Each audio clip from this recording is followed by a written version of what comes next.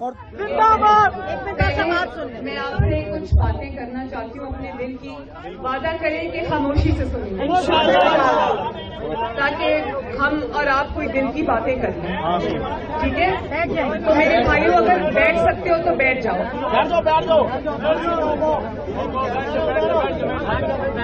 آپ کے مائکس میں ٹھیک آواز آ رہی ہے؟ میں بیٹھ جاؤں.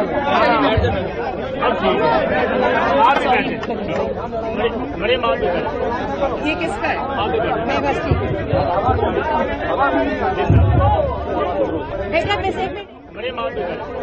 یہ کس کا ہے؟ میں بس ٹھیک ہے.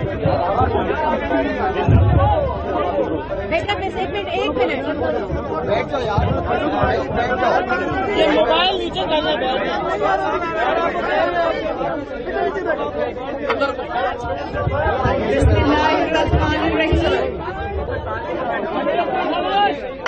میرے بہت محترم بھائی بلیغ الرحمان صاحب، رانا ثناء اللہ صاحب اور جتنی بھی قیادت یہاں پہ بہاولپور کی موجود ہے، ایم ایل ایز ہیں، ایم پی ایز ہیں، ورکر حضرات ہیں، ہمارے جتنے بھی عہدے داران ہیں، سب کو میری طرف سے السلام علیکم. سب سے پہلے تو میں ایک دفعہ پھر دلی افسوس کا اظہار کرنا چاہتی ہوں. بہت بڑا سانحہ گزرا ہے میرے بھائی کے ساتھ. ان کی زوجہ اس دنیا سے چلی گئی. ان کا ایک بہت ہی معصوم سا بیٹا فصیح الرحمان اس دنیا سے چلا گیا. اولاد کا دکھ اللہ تعالیٰ کبھی کسی کے ماں باپ کو نہ دکھائے. اور اللہ تعالیٰ جو مرحومین ہیں، اللہ تعالیٰ ان کو جنت الفردوس میں اعلیٰ مقام عطا فرمائے، ان کی بخشش فرمائے. اور بلیغ الرحمان صاحب کو اور ان کے سارے خاندان کے افراد کو اللہ تعالیٰ صبر جمیل عطا فرمائے. اور سب کی اولادوں کو اللہ تعالیٰ ہر غم سے، ہر مصیبت سے محفوظ رکھے. میں یہاں پر اپنے بھائی کے پاس تو آئی ہوں، یہ میرے بھائی ہیں، میں ان کو بھائی کہہ کے بلاتی ہوں، لیکن میں یہاں آج میاں صاحب کی نمائندگی بھی کر رہی ہوں. میاں صاحب اگر خود آ سکتے ہوتے تو وہ ضرور آتے. جتنا وہ میں نے ان کو رنجیدہ دیکھا اس سانحے کے اوپر. انہوں نے بلیغ بھائی کو فون کیا، ابھی یہ جائے حادثہ پہ پہنچے نہیں تھے، لیکن میاں صاحب نے فون کیا اور اس کے فون کے بعد وہ اور زیادہ رنجیدہ ہو گئے. انہوں نے کہا بلیغ رو رہا تھا، مجھ سے برداشت نہیں ہوا. اور انہوں نے مجھے جیل سے کھانے کے ساتھ 2-3 پرچیاں لکھ کے بھجوائیں کہ بلیغ کو میری طرف سے یہ کہنا، بہاولپور میں میری طرف سے یہ میسج دینا کہ میرا دل بلیغ کے ساتھ ہے. میرا دل جو ہے وہ اس چیز پہ بہت غمزدہ ہے، افسردہ ہے. اللہ تعالیٰ درجات بلند فرمائے جو دنیا سے چلے گئے ہیں.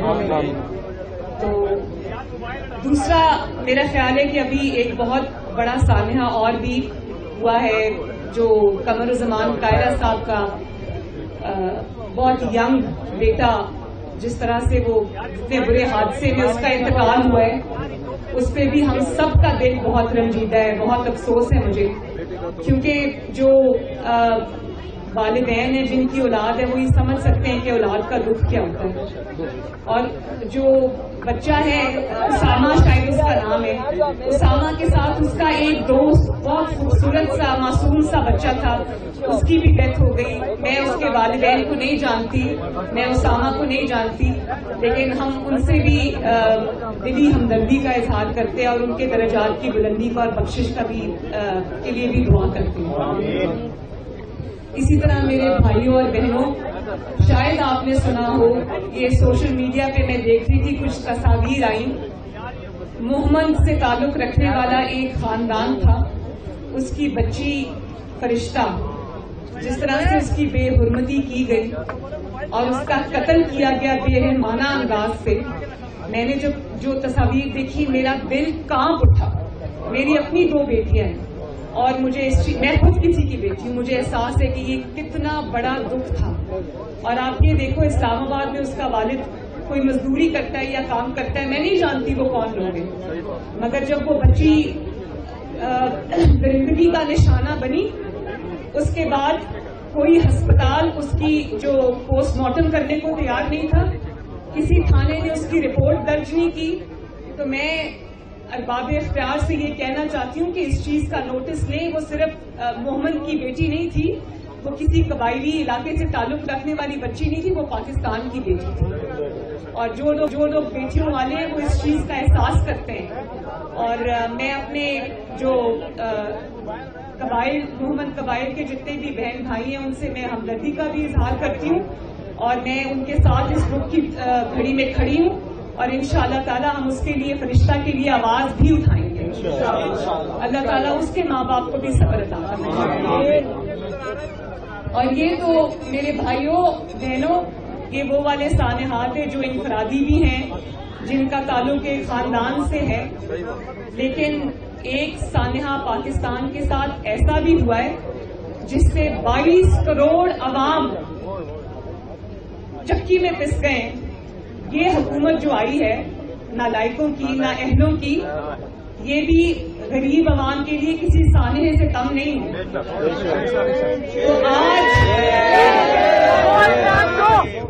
تو آج اگر اس سانحے کا ذکر نہ کیا جائے, ہمارے ملک کے ساتھ جو سانحہ گزر رہا ہے اس کا ذکر نہ کیا جائے تو زیادتی ہوگی.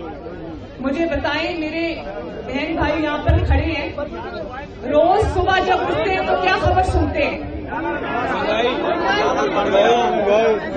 10 مہینے ہو گئے میرے بھائیوں بہنوں, بہاولپور کے میرے بھائیوں بہنوں, 10 مہینے ہو گئے ایک اچھی خبر سنی پاکستان میں. روز صبح جب اٹھتے ہیں تو دیکھتے ہیں کہ آج بجلی مہنگی ہو گئی, آج گیس مہنگی ہو گئی, آج چینی مہنگی ہو گئی. یہ لیمو کیا چیز ہوتے ہیں؟ لیمو غریب جو ہے نا روزوں میں پہلے لیمو اور چینی ڈال کے وہ سکنجبین بنایا کرتا تھا.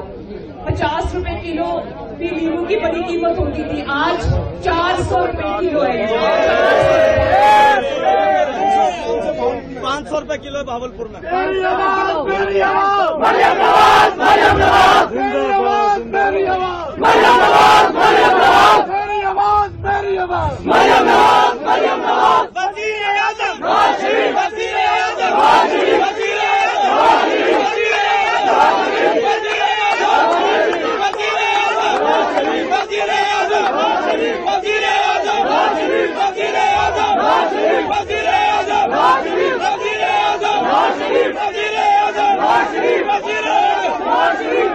میاں تیرے جان نثار میاں تیرے جان نثار.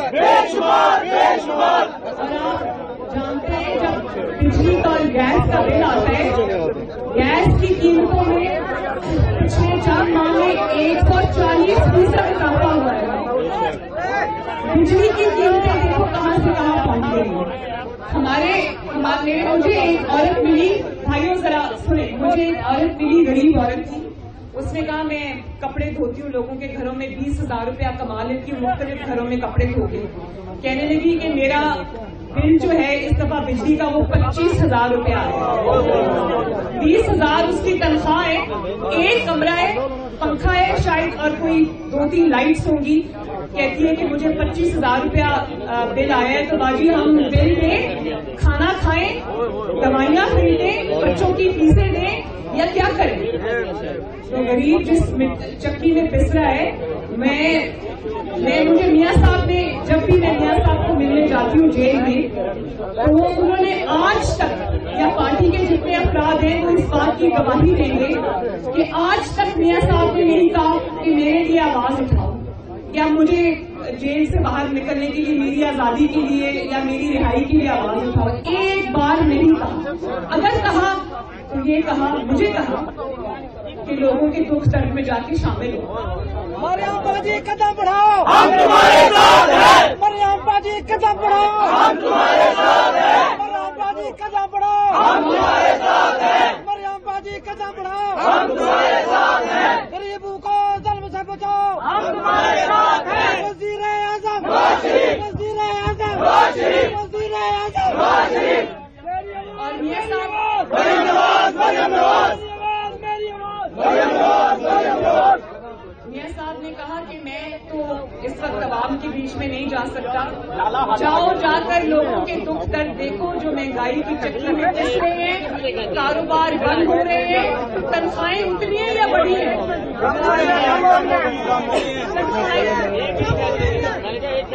تنخواہیں کم ہو گئی ہیں اور خرچے ڈبل ہو گئے ہیں. گھروں میں لڑائیاں ہو رہی ہیں, خاوند بیوی سے لڑ رہے ہیں, بیوی خاوند سے لڑ رہی ہے, کسی کے گھر میں دوائی کے لیے پیسے نہیں ہیں, کسی کے گھر میں بجلی کا بل دینے کے لیے پیسے نہیں ہیں. میں ایک دکان کی تصویر میں نے دیکھی, دکان کے اوپر ایک بڑا سا بینر لگا ہوا تھا, اس میں لکھا ہوا تھا کہ دوائیوں کی قیمتوں میں حالیہ اضافے کے بعد یہاں پہ دوائیاں چیزیں گروی رکھ کے بھی دی جائیں.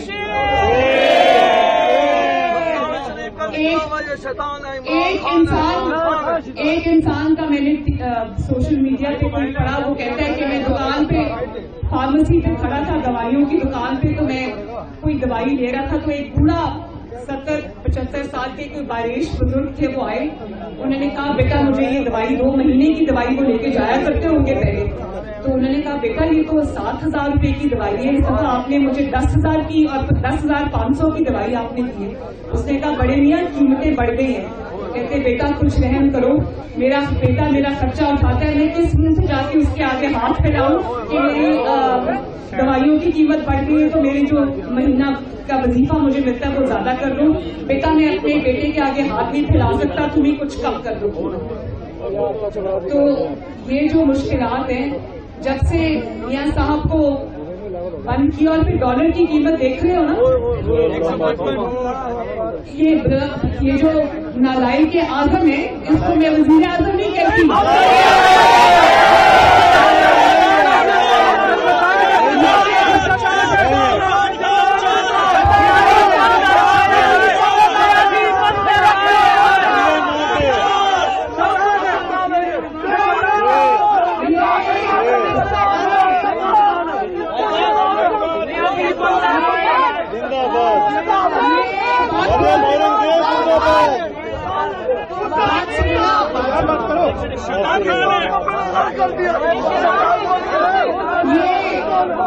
چور وزیر اعظم ہے,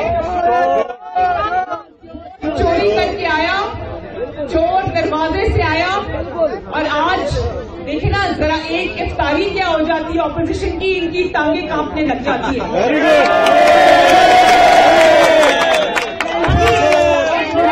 وجہ کیا ہے؟ اس کی وجہ یہ ہے کہ جو غلط کام کر کے ہمیشہ آگے آتا ہے, جو چوری کر کے آگے آتا ہے, اس کے پاس وہ ہر بات سے ڈر جاتا ہے. تو ان کی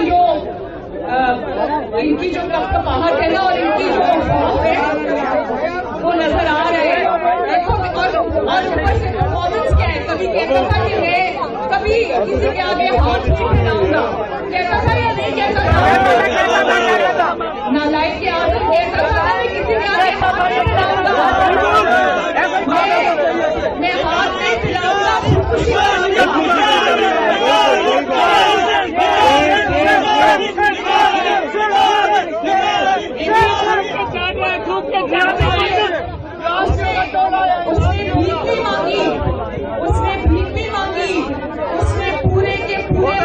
خزانے کی چابیاں IMF کے حوالے کر دی. اس پہ روزہ کا گاڑی نہیں دے سکتا.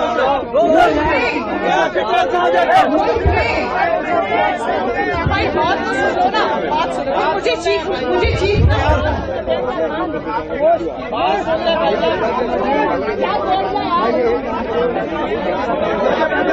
کے اندر میری بات سنو, ملک کے اندر بجلی مہنگی ہے کہ نہیں؟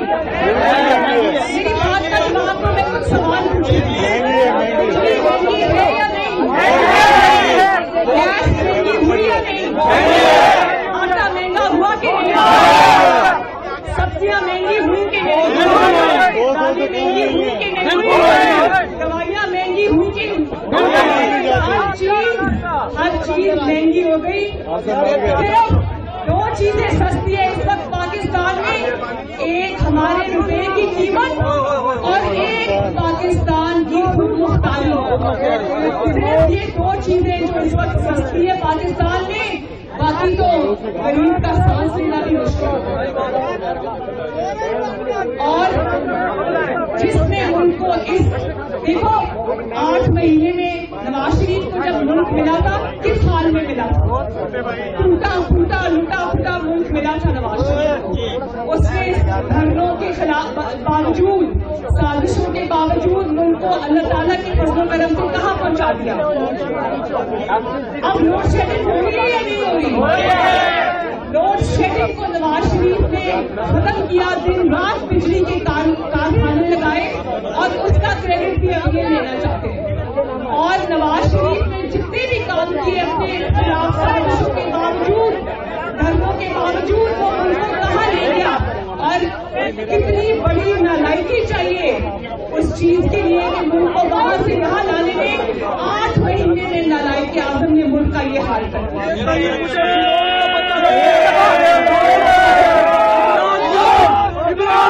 کا بچہ یہ وہ مسلمان ہے یا فرعون کی اولاد ہے؟ اور ایک اور بات بتاؤں، لوگ کہتے ہیں نا کہ اس کی حکومت گرانی چاہیے، لوگ کہتے ہیں نا اس کی حکومت گرانی چاہیے۔ میں کہتی ہوں کہ اگر اس کی حکومت گر رہی ہو، اپنے 4 بندے کھڑے کر کے اس کی حکومت کو کھڑے رکھنا چاہیے، تاکہ لوگوں کو پتہ چلے اس چیز کی پیچھے کیا ہے، تاکہ لوگوں کو پتہ چل سکے کہ جو تبدیلی کے دعوے دار ہیں انہوں نے ملک کا کیا حال کر دیا۔ انہوں نے جو دعوے کیے تھے نا، آج ان کو اس چیز کو فیس کرنا چاہیے۔ میں چاہتی ہوں کہ یہاں پر اقتدار میں ابھی کچھ مہینے اور رہے، لوگ ان کے جو چہروں پہ سے پردے اتر رہے ہیں وہ پوری طرح اتر جائیں، لوگ ان کے بھیانک چہرے دیکھ لیں، اور لوگ دیکھ لیں کہ جب ووٹ کو عزت نہیں ملتی، جب ووٹ چرا کر زبردستی کے حکمران کبھی مسلط کیے جاتے ہیں عوام کے اوپر، جو عوام کے نمائندے نہیں ہوتے، تو پھر ان کا یہ حال ہوتا ہے۔ میری آواز، میری آواز،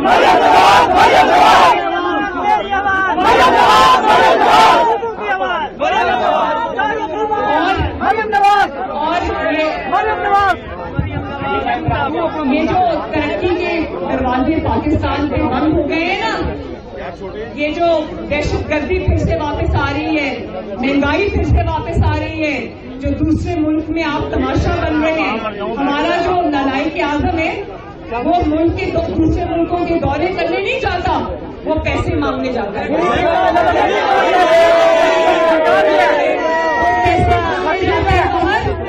اور دنیا میں دیکھو، میری بات سنو، دنیا میں کوئی ایسی حکومت نہیں ہے جو قرضے نہ لیتی ہو۔ دنیا میں حکومتیں قرضے لیتی ہیں، لیکن جب قرضے لیتی ہیں، نواز شریف دور میں بھی قرضے لیے گئے، لیکن ان قرضوں سے 5 سال میں پاکستان کو کھڑا کر دیا۔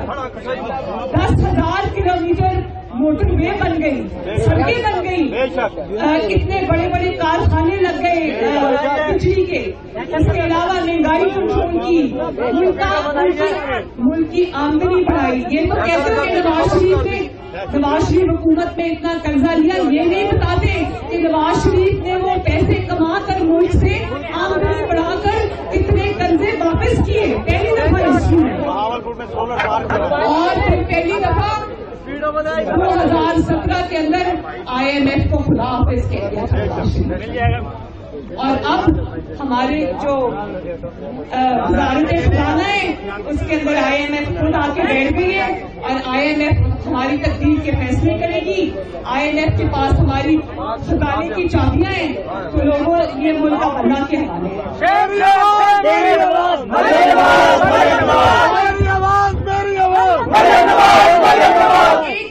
ایک بات، میں میاں صاحب کے حکم کے مطابق